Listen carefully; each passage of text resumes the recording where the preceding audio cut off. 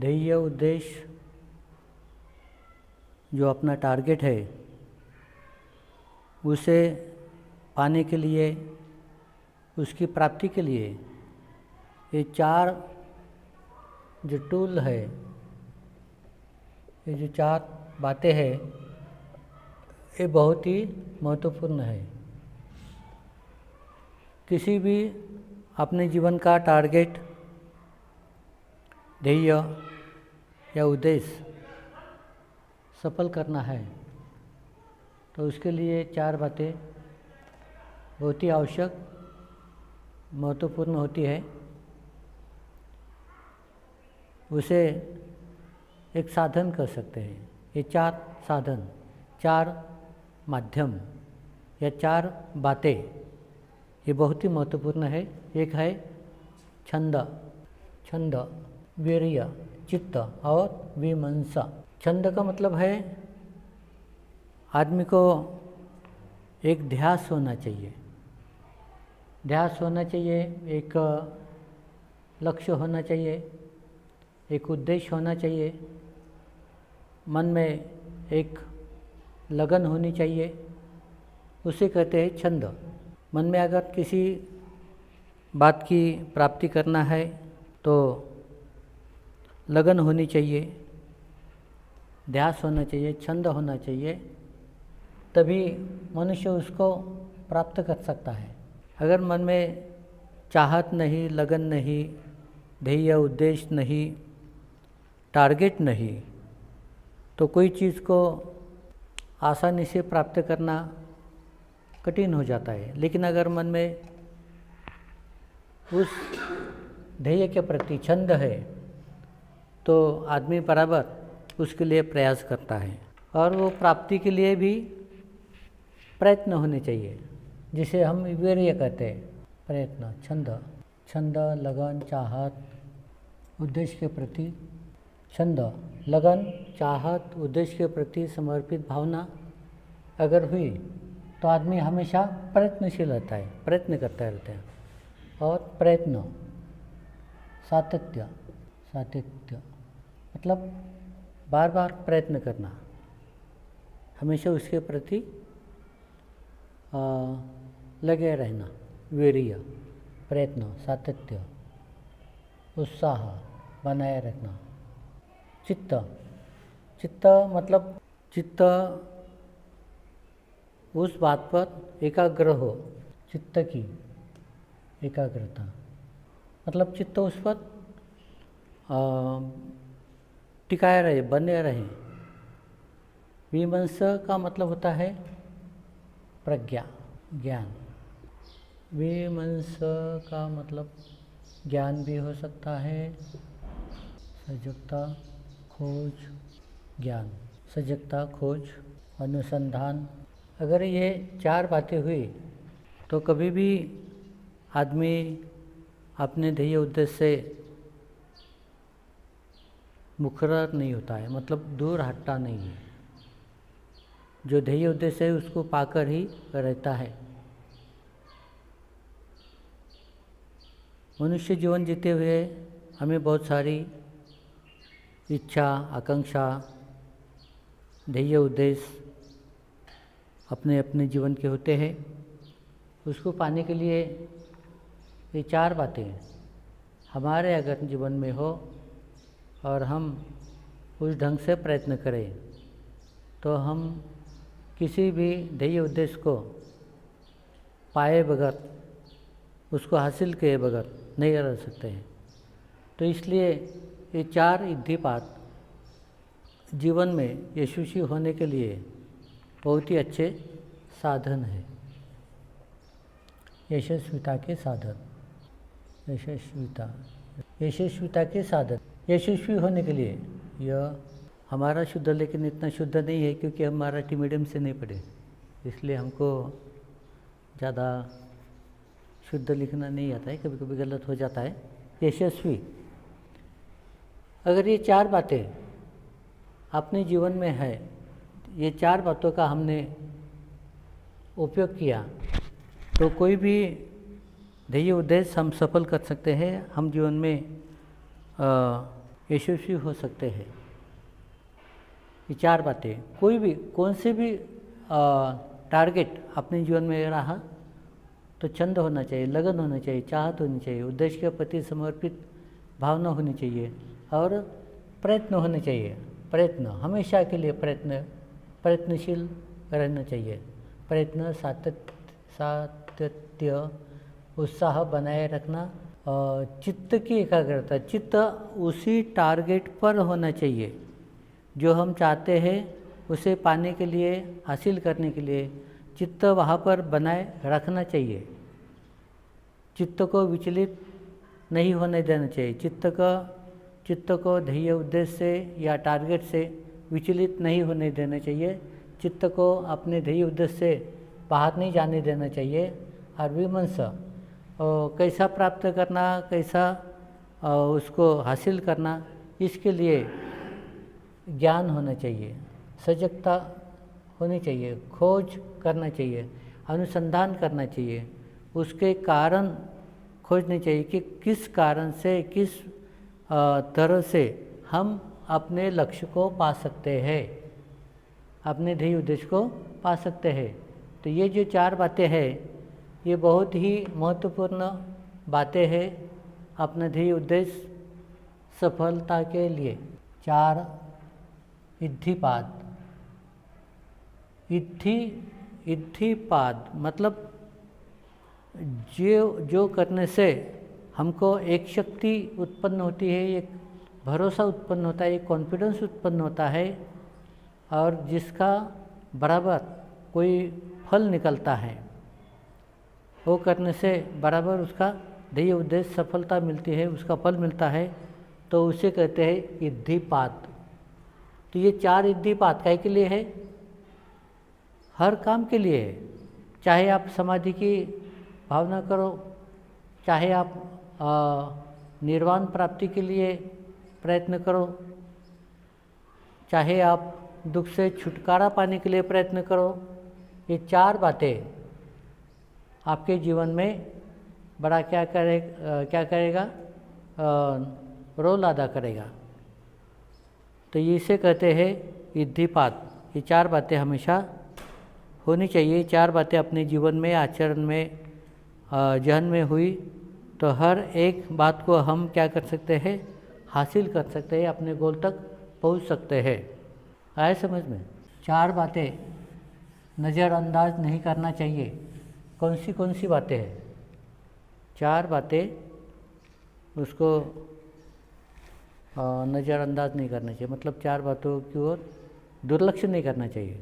दुर्लक्षित नहीं। 1 मतलब ये विकसित जीवन है, विकसित जीवन के लिए 4 बातों को दुर्लक्षित नहीं करना चाहिए, नज़रअंदाज नहीं करना चाहिए, नज़रअंदाज नहीं करना चाहिए, अनदेखा नहीं करना चाहिए। 4 बातों को अनदेखा नहीं करना चाहिए, अनदेखा नहीं करना चाहिए, दुर्लक्षित नहीं करना चाहिए। 1 काया दुचरित कर्म को अनदेखा नहीं करना चाहिए। काया दुचरित कर्म, उनको अनदेखा नहीं करना चाहिए। नंबर 2 वाचा।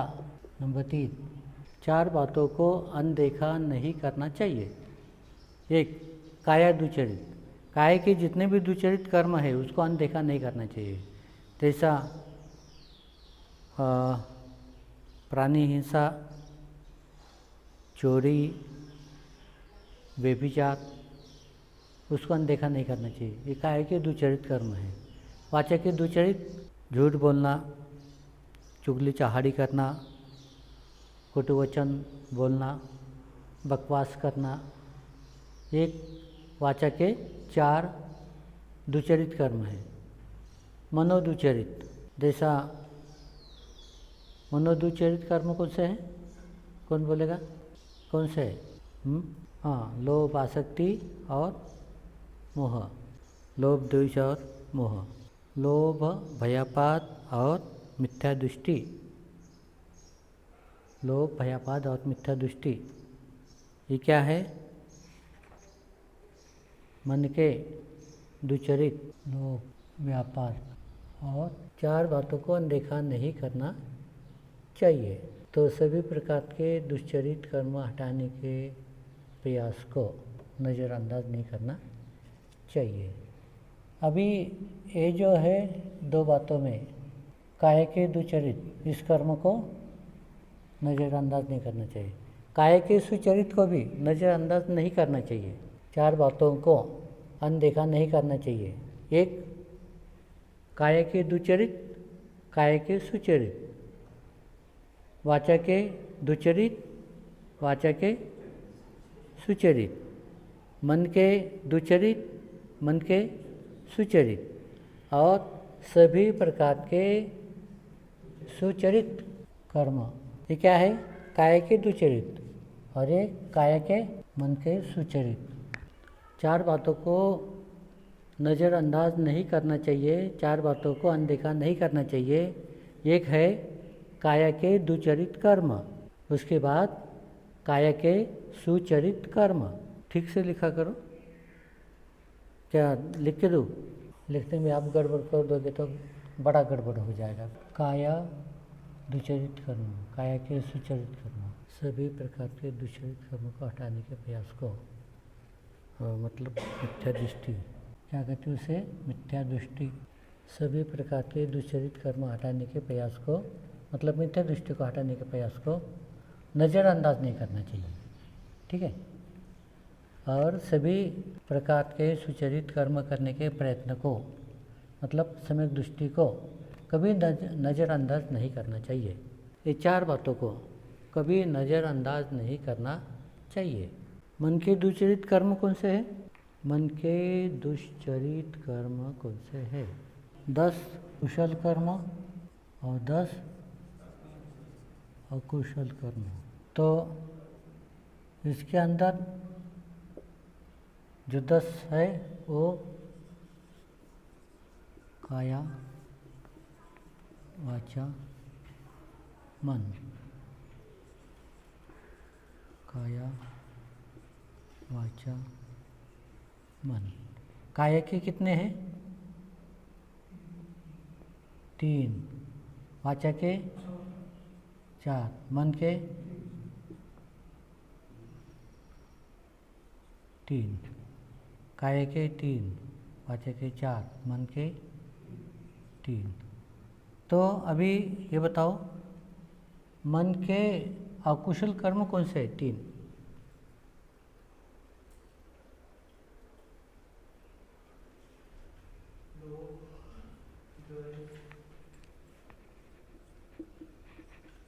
लोभ और गलत, व्यापाद और मिथ्या दृष्टि, है ना? लोभ, द्वेष, मोह, ऐसा नहीं, लोभ, व्यापाद और मिथ्या दृष्टि। ठीक है। काया, वाचा, मन। मन के 3 कुशल कर्म कौन से हैं? कौन से? अलोभ, अद्वेष, अमोह।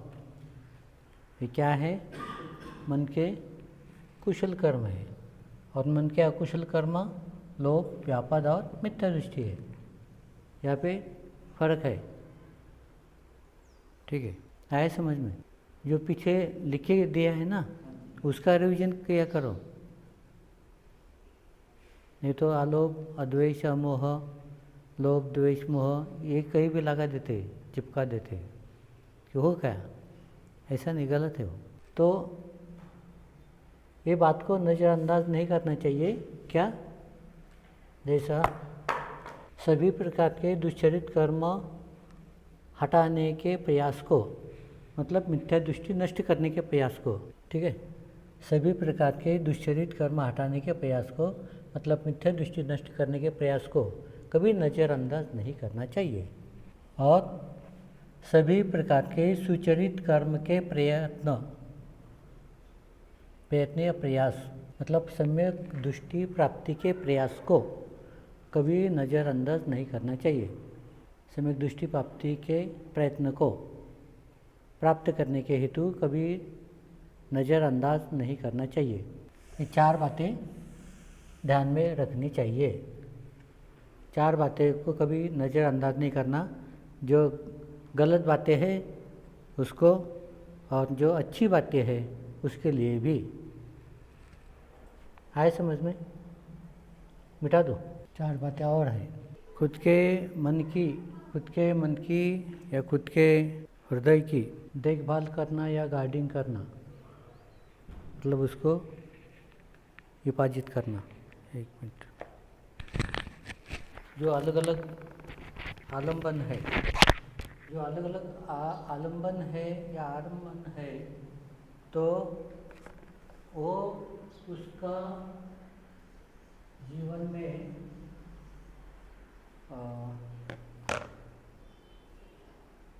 जानते हुए उसका अलग अलग जो आलम्बन है उसका हम चक्षु से देखते हैं, छह इंद्रियों से उसको देखते हैं, जानते हैं, समझते हैं, उसका ग्रहण करते हुए अपने मन में किसी भी तरह का सेक्सुअल एक्साइटमेंट नहीं होना चाहिए, मतलब सेक्सुअल आसक्ति उत्पन्न न हो जाए। छह प्रकार के इंद्रियों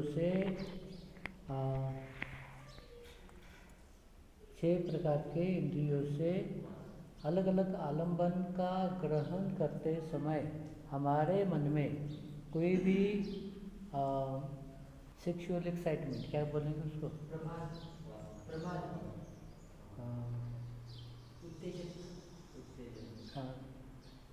विषयासक्त न होने। हाँ, विषयासक्त न होने।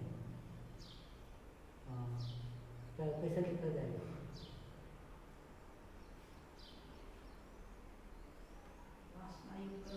हाँ,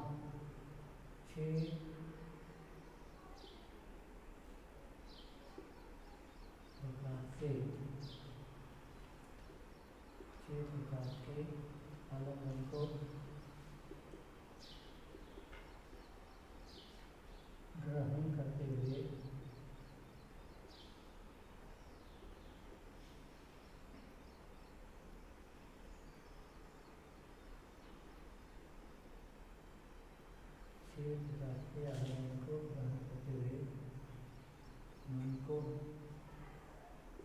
आसक्त, आकृष्ट, अनुरक्त, क्या क्या अलग अलग मीनिंग है ना। आसक्त छह प्रकार के आलम्बन को ग्रहण करते हुए मन को रक्षित करना। छह प्रकार के आलम्बन को ग्रहण करते हुए, छह प्रकार के आलम्बन को छह इंद्रियों से ग्रहण करते हुए, छह प्रकार के आलम्बन को छह प्रकार के इंद्रियों से ग्रहण करते समय मन को रक्षित करना, मतलब मन को संभालना, किसी आलम्बन के प्रति द्वेष भावना उत्पन्न न होने देना, मोह उत्पन्न न होने देना, मन में किसी आलम्बन के प्रति मोह उत्पन्न न होने देना।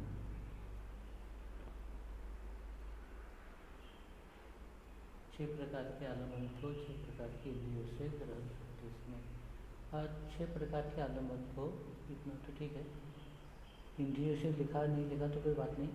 छह प्रकार के आलम्बन को ग्रहण करते समय मन को रक्षित करना, उसमें काम वासना जागृत न हो पाए उसका संवर्धन करना, छोटा या बड़ा न, मन को समाधि बनाए रखना, मन को अप्रमादी बनाए रखना, मन का नशीले पदार्थों से रक्षित करना। ये चार बातों को ध्यान, ये भिक्षु जीवन में बहुत महत्वपूर्ण है ये चार बातें भी, क्योंकि ये चार बातें हैं, किसी न किसी बात में भिक्षु श्रमण उलझ जाता है। एक तो आलम्बन में, आलम्बन मतलब चक्षु से जो रूप दिखाई देता है, जैसा चक्षु को क्या दिखाई देता है, स्रोत को आलम्बन बसा है, स्रोत का आलम्बन, तो ये है और ये है चक्षु का आलम्बन, क्या है, रूप है। श्रोत का आलम्बन सत्ता है, सत्ता मतलब आवाज। घ्राण का गंध, जीवा का रस या आस्वाद, काया का पोटप्पा मतलब स्पर्श, और मन का धम्मायतन धम्म। तो आदमी क्या है होता है, देखने से रूप में उलझ जाता है, सुनने से आवाज में उलझ जाता है, गंध लेने से सुनने से गंध में लिप्त हो जाता है, और जीवा का उपयोग करते हुए रस में आस्वाद में फंस जाता है, काया का उपयोग करते हुए स्पर्श में लिप्त हो जाता है, मन का उपयोग करते हुए धम्मायतन में फंस जाता है। धम्मायतन या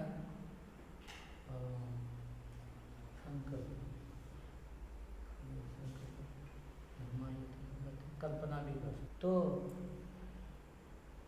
1 2 3 4 5 6 मन को अप्रमादी बनाए रखना, मन का नशीले पदार्थों से रक्षण करना। मन को नशा लाने वाले कौन से पदार्थ है? रूप है, सत्ता है, गंध है, रस है, पोटपा है, धम्मा है। ये मन को क्या करती है? एक नशा लाती है, और नशा लाने के बाद मन उसके अंदर डूब जाता है। तो मन क्या बनता है? प्रमादी बनता है। तो मन को अप्रमादी बनाए रखना, मन का नशीले पदार्थों से रक्षण करना। कौन से? मन को नशीले पदार्थों से क्या आ जाता है? एक नशा चढ़ती है। तो मन को नशा चढ़ाने वाले, मन को इंटॉक्सिकेंट्स बनाने वाले जो पदार्थ है वो है रूप, सत्ता, गंध, रस, पोटपा और धम्मा। ये मन को नशीले बना देते हैं, और मन को नशीले बना देने के बाद मन उसके अंदर डूब जाता है, प्रमादी बनता है। आए समझ में? सती संप्रजन्या, अगर सती संप्रजन्या नहीं है, सजगता जागरूकता नहीं है, तो आदमी को 6 इंद्रियों से 6 आलंबन का ग्रहण करते हुए एक तरह से नशा उत्पन्न होती है। जैसा अपने चक्षु रूप को देखते हैं, अपने स्रोत वो आवाज़ को सुनते हैं, अपना घ्राण, अपना नाक गंध को सुनता है, अपनी जिह्वा रस आस्वाद को जानती है, काया पोटभा को या स्पर्श को अनुभूति करती है, मन कल्पना या धर्म को जानता है। तो अपने मन को प्रमादी बनाए रखने के लिए, अपने मन को प्रमादी बनाए रखने के लिए, या मन को नशीले पदार्थों के माध्यम से काम करने वाले रूप, आवाज़, गंध, रस, स्पर्श और कल्पना या धम्म, ये मन को नशीले बना देते हैं। अगर मन को नशीले बना देते हैं तो आदमी रूप में डूब जाता है, आवाज़ में डूब जाता है, गंध में डूब जाता है, आस्वाद में, रस में डूब जाता है, स्पर्श में डूब जाता है, और कल्पना या धम्म में डूब जाता है। तो मन को नशीले बनाया जाता है, मन को नशीला बनाया जाता है, और फिर मन प्रमादी बनकर गलत काम करते रहता है। तो इसलिए मन को प्रमादी बनाने के जो 6 आलंबन है, रूप, सद्धा, गंध, आस्वाद, पोटभा और धम्मा, ये मन को नशीला बनाकर उससे गलत कर्म किए जा सकते हैं। इसलिए मन को अप्रमादी बनाए रखना, मन का नशीले पदार्थों से रक्षण करना, मन को नशीले पदार्थ जो है, मन के नशीले पदार्थ जो है, रूप, आवाज़, गंध, रस, स्पर्श और धम्म, ये नशीले पदार्थों से मन का रक्षण करना, मन को अप्रमादी बनाए रखना, ये बहुत ही महत्वपूर्ण है। आलंबन 4 बातों को ध्यान में रखना चाहिए भिक्षु को, श्रमण को 4 बातों को ध्यान में रखना चाहिए। एक है आलंबन, मतलब अपने 6 इंद्रियों से, 6 द्वार से, 6 आयतनों से हम अलग अलग आलंबन ग्रहण करते हैं। 6 इंद्रियों से 6 प्रकार के अलग अलग आलंबन ग्रहण करते हैं। तो ऐसे मन को रक्षित करना, मन के अंदर काम वासना जागृत न हो पाए, उसका संवर्धन करना, उसका रक्षण करना, उस पर ध्यान रखना, ये बात को हमेशा ध्यान देना चाहिए। दूसरी बात है मन को संभालना, किसी आलंबन के प्रति द्वेष भावना उत्पन्न न होने देना। कभी कभी मन देखता है, अप्रसन्न होता है, क्रोधित होता है, द्वेष पैदा होता है, तो ऐसे आलंबन के प्रति द्वेष पैदा न होने देना। मतलब मन की शांतता, मन की स्थिरता, मन की गंभीरता बनाए रखने के लिए, उसके लिए भी हमेशा सजग होना चाहिए। मन में किसी आलंबन के प्रति मोह उत्पन्न न होने देना, मन को संभालना, किसी आलंबन के प्रति द्वेष भावना उत्पन्न न होने देना, मन में किसी आलंबन के प्रति मोह उत्पन्न न होने देना। मोह मतलब अज्ञानता, मोह का मतलब अज्ञानता। मोह उत्पन्न न होने देना, जो देखते हैं, जानते, समझते हैं, उसको सही तरह से देखना, समझना, जानना, उसके प्रति कोई आसक्ति उत्पन्न नहीं होने देना, द्वेष उत्पन्न नहीं होने देना, मोह उत्पन्न नहीं होने देना, अज्ञान उत्पन्न नहीं होने देना, और मन को अप्रमादी बनाए रखना, मन की नशीले पदार्थों से रक्षण करना। ये 4 बातों को भिक्षु को जानना चाहिए, समझना चाहिए, और 4 बातों से अपने मन का रक्षण करना चाहिए। तो ये 4 बातें हमें ध्यान रखनी चाहिए। समझ में आया या नहीं आया? देखो ये बातें कितनी महत्वपूर्ण है भिक्षु जीवन के लिए, क्योंकि 6 इंद्रिय कहाँ पर है? अपने में है। 6 आलंबन कहाँ पर है? अपने में ही है। और हम अंदर की दुनिया और बाहर की दुनिया, उसका क्या करते हैं? समन्वय रखते हैं। मिटा दिए? हाँ। बाहर की दुनिया क्या है? बाह्य आयतन, बाहर के आयतन। और अंदर की दुनिया क्या है? अध्यायतन, अंदर के आयतन। अंदर के आयतन कौन से है अपने? चक्षु, श्रोत, घ्राण, जिह्वा, काया और मन। ये कहाँ के हैं? ये अंदर के हैं। बाहर के क्या है फिर आयतन उसके लिए? जैसा रूप, अपने चक्षु से रूप दिखता है। जितना भी रूप है इस दुनिया में अपने चक्षु से दिखता है। मतलब एक चक्षु के माध्यम से अपना और बाहरी दुनिया का क्या हो जाता है? संबंध आता है, कांटेक्ट होता है।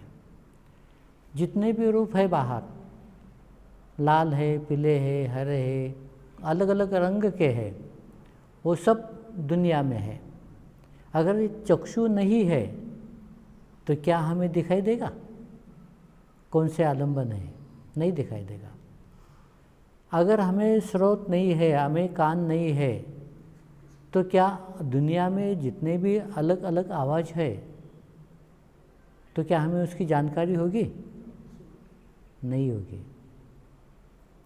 जितने भी दुनिया में अलग अलग गंध, सुगंध, दुर्गंध जितने भी है, अगर हमें घ्राण नहीं हुआ, नाक नहीं हुआ और सूंघने की शक्ति नहीं हुई, तो क्या हमें वो गंध का स्वाद या गंध का जानकारी होगी? नहीं होगी। हम जो भी खाते हैं पदार्थ, खाने पीने की चीज़ें, सब कुछ, तो उसका आस्वाद लेते हैं। कहाँ से? अपनी जीवा से। अगर ये जीवा हमें नहीं हुई तो यह आस्वाद का पता चलेगा कि इस दुनिया में ऐसे भी आस्वाद अलग अलग है? पता चलेगा? नहीं चलेगा। जैसा अपनी काया है, ये कायायतन, ये अंदर का आयतन है। और बाह्य आयतन क्या है उसका? पोटब्बा। पोटब्बा का मतलब स्पर्श। दुनिया में अलग अलग स्पर्श है, ठंडा है, गर्म है, कठोर है, अलग अलग तरह के स्पर्श है, मुलायम है। तो अगर हमें ये काया का संश्लेषण नहीं है, काया का संश्लेषण मतलब काया का संवेदना नहीं है, तो क्या हमें ये स्पर्श की जानी होगी? नहीं होगी। जिसे समझो कोई किसी को पैरालिसिस हो गया, हाथ पैर को पैरालिसिस हो गया और उसका हाथ किसी वस्तु को लगा दिया, तो क्या उसको उस वस्तु का स्पर्श मालूम होगा? ठंडा है, गर्म है, या मुलायम है, या रख है, कैसा है, उसको पता नहीं चलेगा, क्योंकि पैरालिसिस हो गया, उसको कोई सेंसेशन वहाँ पे नहीं होगा। तो ऐसा मन, अगर मन जैसा कोई आदमी का मन काम नहीं करता है, मतलब वो होश में नहीं है, बेहोश है, या उसकी मन की सजगता नहीं है, तो क्या वो कल्पना कर सकेगा? कोई आइडिया, कल्पना या कुछ अलग अलग बातों का ज्ञान क्या वो हासिल कर पाएगा? नहीं कर पाएगा। इसलिए ये हमारा अंदर का विश्व और बाहर का विश्व जब कांटेक्ट में आता है तो एक्शन रिएक्शन पैदा होती है, एक्शन रिएक्शन पैदा होती है, क्रिया प्रतिक्रिया उत्पन्न होती है, और फिर उससे क्या बनता है? हमारी धारणा बनती है, अच्छा बुरा, गलत सही, ये धारणा बनती है। उसको हम अपने बुद्धि से परखते, जानते, समझते हैं। तो जब हम अपने बुद्धि से परखते हैं, जानते, समझते हैं, तो उस समय मन को अप्रमादी बनाए रखना, आलंबन के प्रति या कोई भी अलग अलग वस्तुओं के प्रति मन की अप्रमादी भावना बनाए रखना, मन को द्वेषी, लोभी, आसक्त, वासनायुक्त, तृष्णायुक्त नहीं बनाना है। तो ये चार बातों का हमें हमेशा क्या करना है? ध्यान रखना है। तो ये भिक्षु जीवन के लिए बहुत ही महत्वपूर्ण है। तो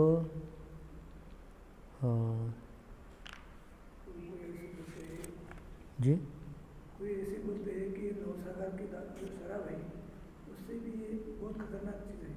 क्या?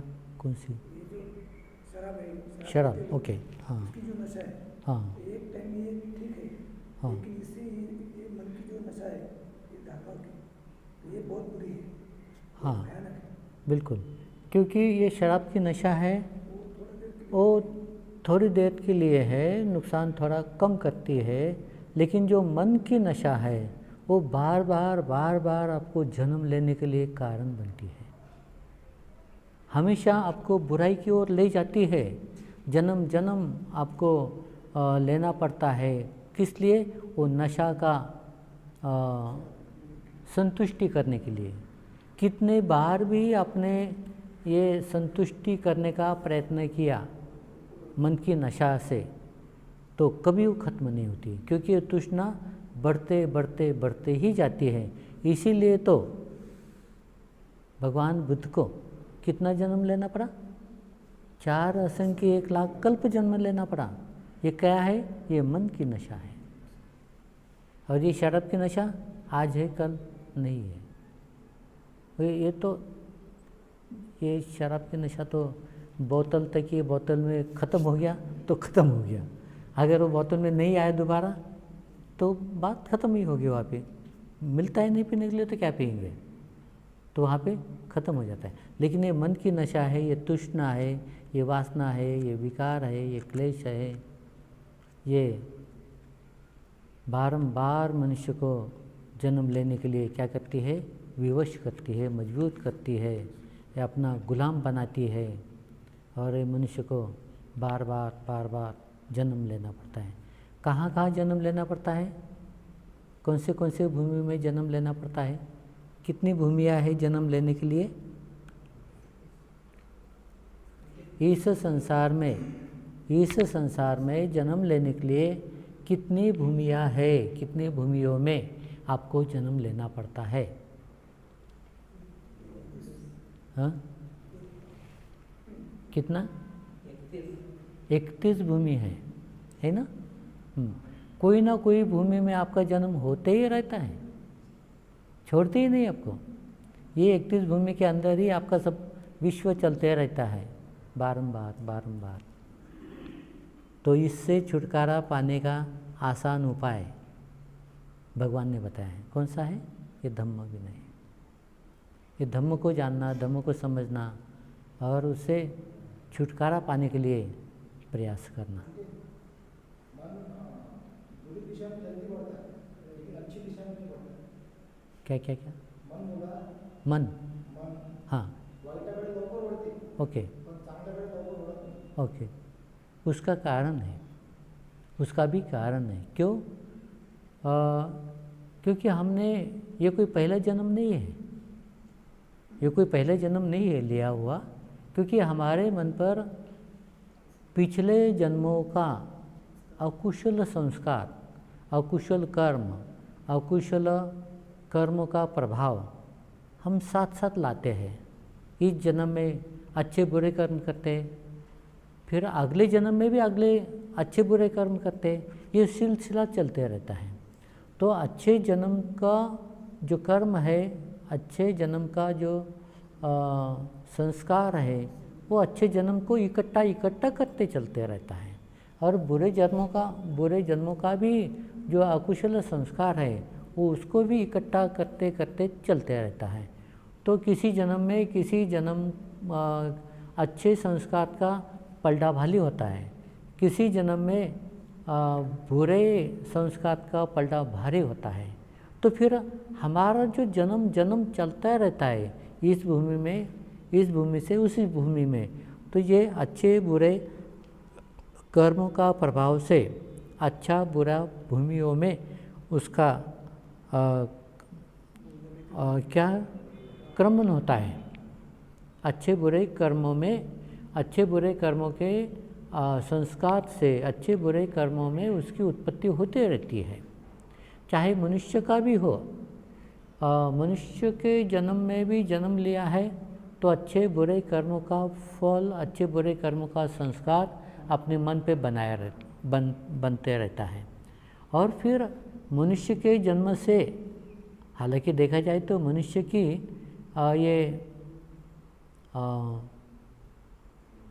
सुगति की भूमि है। मनुष्य की देखा जाए तो सुगति की भूमि है, लेकिन मनुष्य के जन्म में भी जन्म पाकर मनुष्य अच्छा ही कर्म करेगा, उसका कोई गारंटी नहीं है। हालांकि ये बहुत अच्छी भूमि है मनुष्य की, अच्छे कर्म कुशल कर्म करने के लिए, लेकिन मनुष्य के भूमि में भी उत्पन्न होकर अच्छा ही कर्म करेगा, ऐसा कोई गारंटी नहीं है। इसलिए मनुष्य के भूमि में भी अच्छा कर्म करने का मौका मिला है, फिर भी बुरे कर्म करता है, फिर जाएगा कहाँ पर?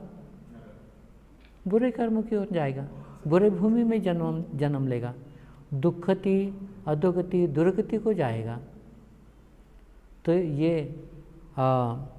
सजातीय कर्म जो है, सजातीय संस्कारों से प्रभावित होकर इकट्ठा होते जाते हैं, और विजातीय कर्म जो है, विजातीय कर्मों का इकट्ठा होते जाते रहते हैं। सजातीय मतलब अच्छे कर्म अच्छे हो जाते हैं, और विजातीय कर्म उससे अलग बुरे कर्म बुरे हो जाते हैं। तो ऐसा ये प्रवाह चलते रहता है, अच्छा बुरा।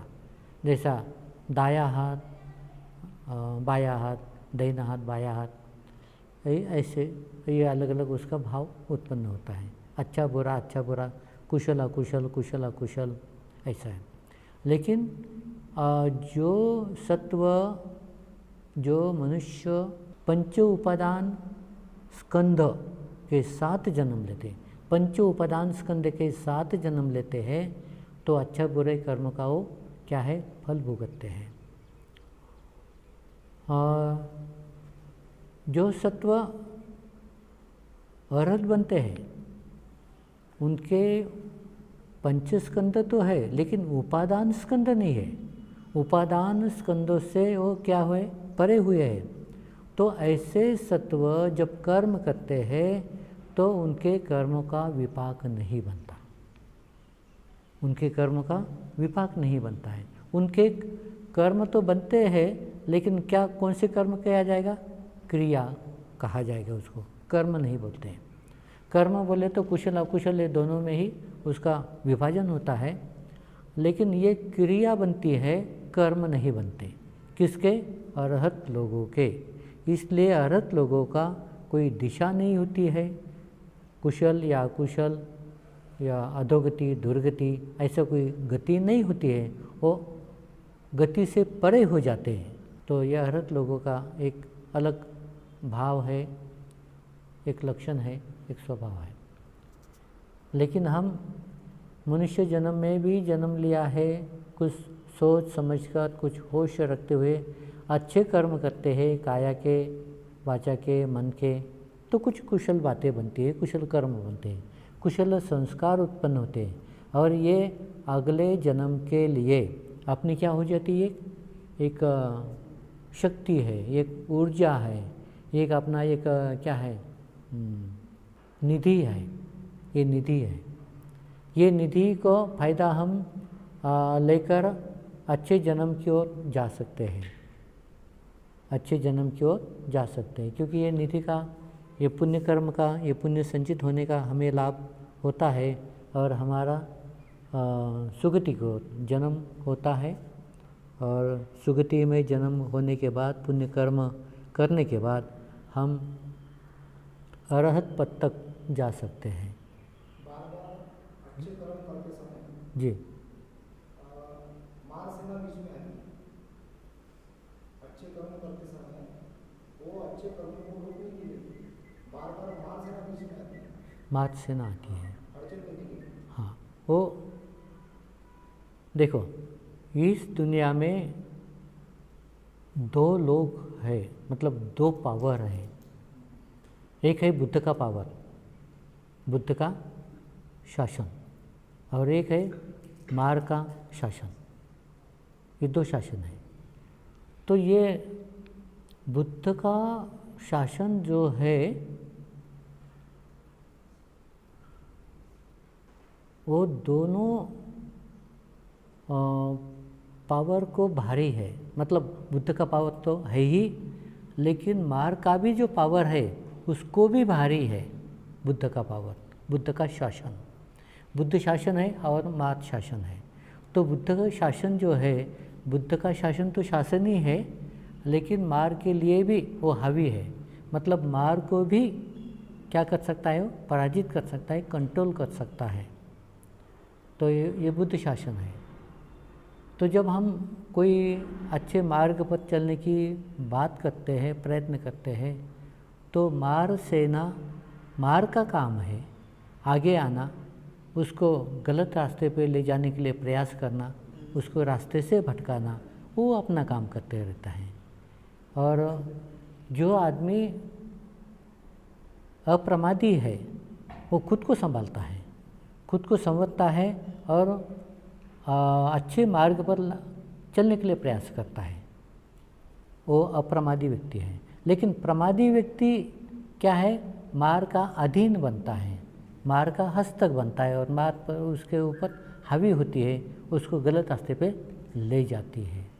अगर कोई आदमी एक आधी बार गलत रास्ते पे लग जाए, मार सेना का ये बन जाए, बलि बन जाए, तो फिर उसको अच्छे रास्ते पे आना बहुत दुष्कर है, बहुत दुष्कर है। उसको लाने का प्रयास बुद्ध भी करते हैं, लेकिन जिसके उसके अपने कर्म होते हैं वही रास्ते पे चले जाते हैं। फिर जैसा जैसा उनको अपने कर्म का अध्ययन होता है, जानकारी होती है और वो खुद रियलाइज़ करते हैं और खुद अच्छे रास्ते पे आने के लिए प्रयास करते हैं, तो अच्छे रास्ते पे वो आ सकते हैं। अभी एक बात देखेंगे, अभी ये जो बातें देखिए, 4 बातें जो आपने देखी ना, बहुत महत्वपूर्ण है।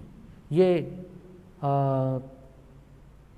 ऐसे पढ़ाते नहीं, बताते भी नहीं कि मतलब भिक्षु जीवन में कौन से धर्म भिक्षु जीवन के लिए सहायक बनते हैं, कल्याणकारी है। अगर ये धर्म का अध्ययन किया तो भिक्षु खुद संवर जाता है, अधोगति दुर्गति बुरे विचारों से बुरे ख्यालों से क्या होता है, वो हट जाता है। तो एक छोटी सी बात बताना चाहूँगा मैं आपको।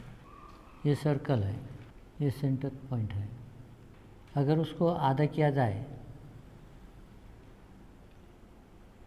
तो ये मार है और यहाँ पे बुद्ध है। अभी ये है, ये अंधेरा है, डार्कनेस।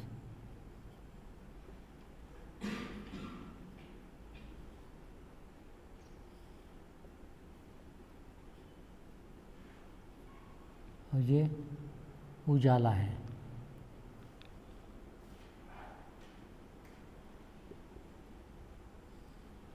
ये उजाला कितना है, ये पूरा है, ये उजाला है, ये सब पूरा। ये है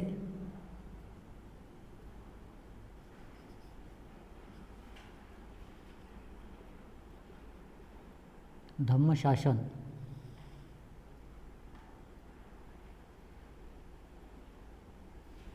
ये धम्म शासन है, पूरा का पूरा उजाला है। और ये बुद्ध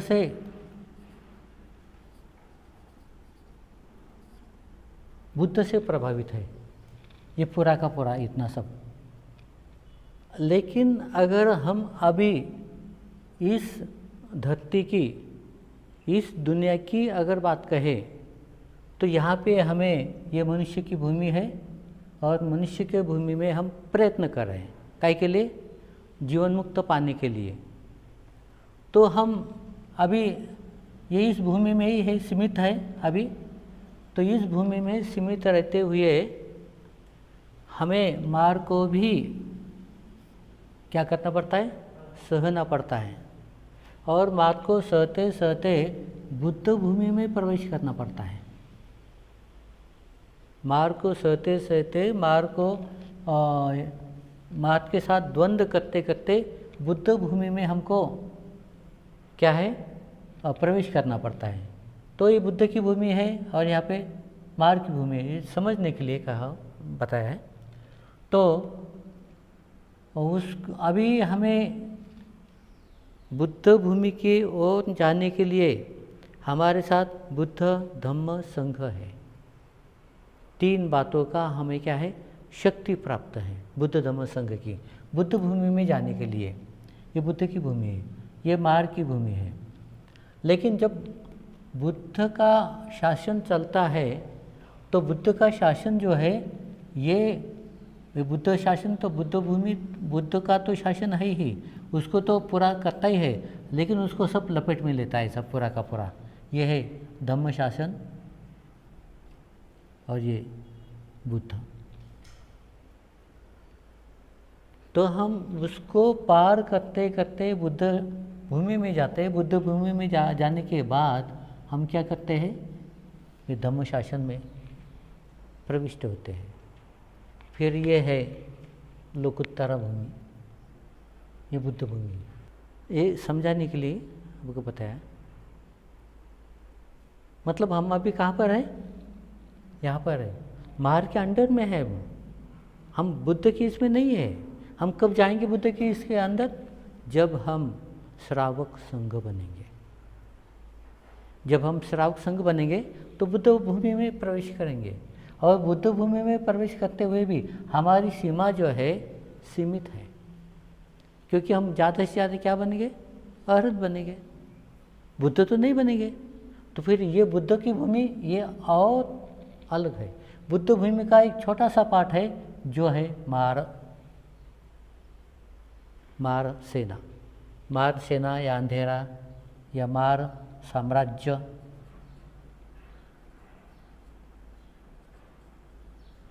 मार का साम्राज्य, और ये बुद्ध साम्राज्य।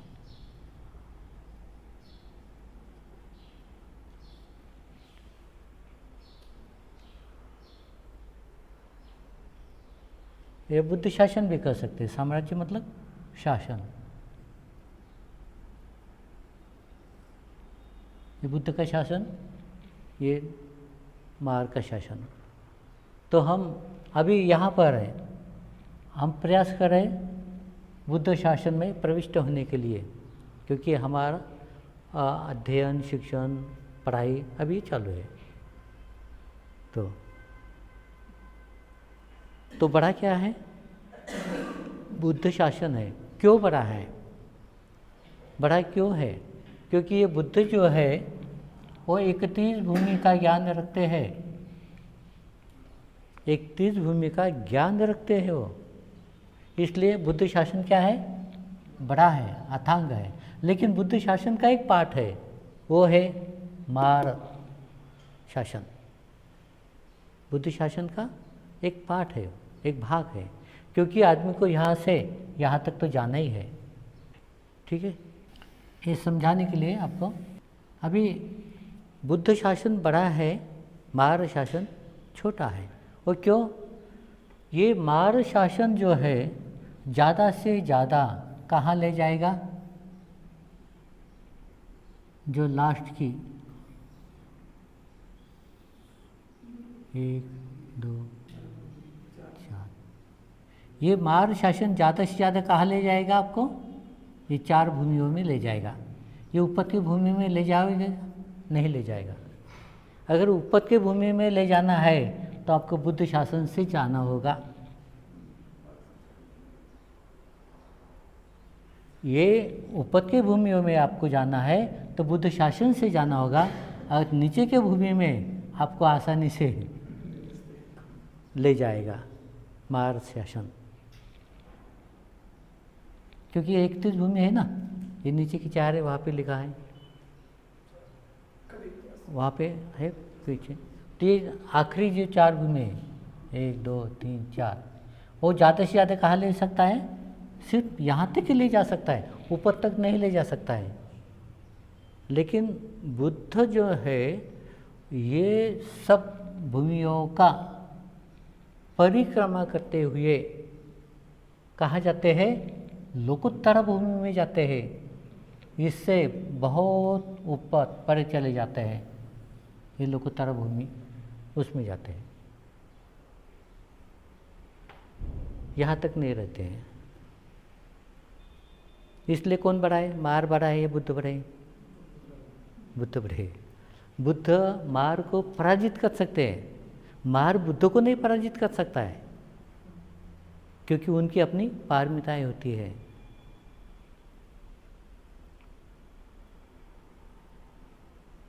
समझ में आए, ठीक है, मिटा दो।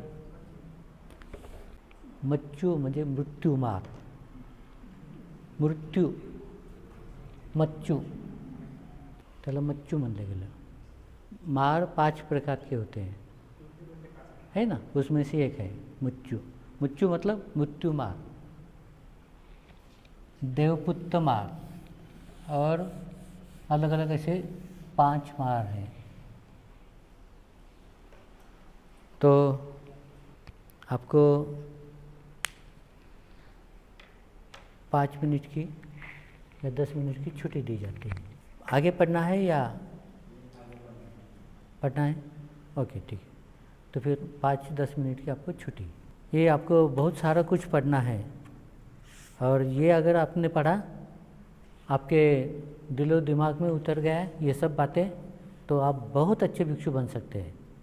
क्योंकि आपके अंदर वो कैपेसिटी है, वो श्रद्धा है, वो त्याग है, वो जिज्ञासा है पढ़ने की, आचरण करने की, जानने की, समझने की और हासिल करने की. तो ये आपके लिए बहुत अच्छी बातें हैं. और ये ऐसा हर सेंटर में पढ़ाना चाहिए, और हर सेंटर में पढ़ाना चाहिए, और उसका प्रचार प्रसार होना चाहिए. ऐसा अगर आप जानते हैं तो आप सब ने ध्यान लगाकर पढ़ना चाहिए, ताकि आप ही जाकर किसी अन्य जगह पर क्या करोगे, अलग अलग जगह जाकर आपको आपके सेंटर में पढ़ाना है. जैसा आप उसका महत्व यहाँ पे समझते हैं, वैसा ही महत्व समझकर आप किसी अन्य जगह जाकर ये धम्म को पढ़ाएंगे. अगर ये धम्म को पढ़ाया तो फिर लोग क्या हो जाएंगे, उससे लाभान्वित होंगे. ये आपका पुण्य कर्म होगा, आपकी प्रज्ञा पारमिता होगी, आपकी निखम्मा पारमिता होगी, मैत्री पारमिता होगी, शील पारमिता होगी.